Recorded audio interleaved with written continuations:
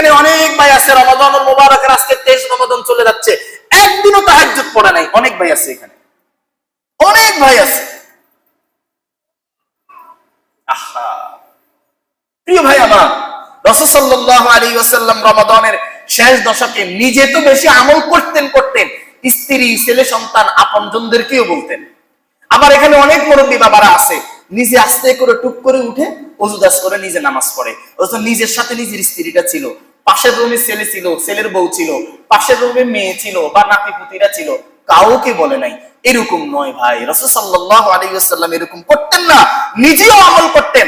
আপনজন, পরিবার পরিজনে, বাসার মধ্যে যারা আছে তাদেরকেও জাগাতেন, এই উঠো তোমরা, উঠো উঠো, আমলে দাঁড়াও, সালাত আদায় করো। এটা রাসূল সাল্লাল্লাহু আলাইহি ওয়াসাল্লাম করতেন।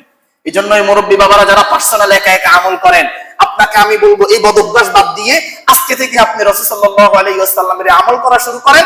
আপনি যখন শেষ রাতে উঠে আমল করবেন, পাশের রুমে আপনার ছেলে আছে, পুত্রবধূ আছে, আপনার মেয়ে আছে, আপনজন যারা আছে, আপনার পাশে আপনার স্ত্রী আছে, জাগিয়ে দেন।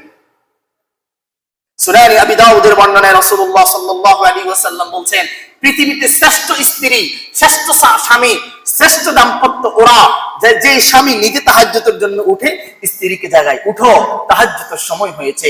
ওই স্ত্রী শ্রেষ্ঠ যে স্ত্রী তাহাজ্জুদের সময় উঠে স্বামীকে জাগিয়ে দেয়, উঠো তাহাজ্জুদের সময় হয়েছে। অথচ আপনি স্বামী, আপনি উঠে সে ঠিকই কিন্তু আমলে দাঁড়ান, কিন্তু আপনার স্ত্রীকে একটু আপনি বলেন না। এই বদঅভ্যাস বাদ দিতে হবে প্রিয় ভাই আমার। রাসূলুল্লাহ সাল্লাল্লাহু আলাইহি ওয়াসাল্লাম থেকে হাদিস, সহিহ আল বুখারী 2024 নম্বর হাদিস। রাসূলুল্লাহ সাল্লাল্লাহু আলাইহি ওয়াসাল্লাম রমাদানুল মুবারকের শেষ দশক যখন আসতো, তখন তার পরনের কাপড় তিনি একদম শক্ত করে তিনি পরতেন, এবং পরিবারের যে সকল পরিবার পরিজন যারা আছে, স্ত্রী, আপনজন, আত্মীয় স্বজন, সকলকে ঘুম থেকে জাগিয়ে দিতেন যে তোমরা উঠো, লাইলাতুল কদর চলছে, রমাদানের শেষ দশক চলছে, তোমরা সাজদা করো, আল্লাহর কাছে তোমরা দোয়া করো, কান্নাকাটি করো। আম্মাজান আয়েশা রাদিয়াল্লাহু তাআলা আনহা হাদিস বর্ণনা করছেন, আন আয়েশা রাদিয়াল্লাহু তাআলা আনহা আন্নাহা ক্বালাত কানা an-নাবিয়্য সাল্লাল্লাহু আলাইহি ওয়াসাল্লাম ইযা দুখিলাল আশরু إذا دخل العشر سد منزره وأحيا ليلته وأيقظ أهله।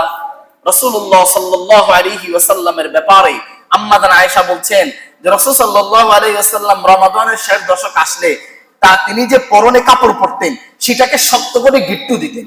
কেন? যে লম্বা সালাত আদায় করবেন, যাতে লম্বা সালাত আদায় করতে গিয়ে কাপড় যাতে লুজ না হয়ে যায়, কাপড় যাতে খুলে না যায়।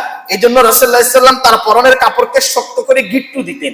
গিট্টু দিয়ে এরপরে তিনি সালাতে দাঁড়াতেন এবং পরিবার পরিজনের, স্ত্রী, আপনজন, আত্মীয় স্বজন যারা আছে তাদেরকে বলতেন যে রমাদানের শেষ দশক চলতেছে, লাইলাতুল কদর চলতেছে, তোমরা উঠো, তোমরা সাজদা করো, আল্লাহর কাছে কান্নাকাটি করো। এটা রাসূল সাল্লাল্লাহু আলাইহি ওয়াসাল্লাম করতেন। আম্মাজান আয়েশা হাদিস বলছেন, আমরা কি করি?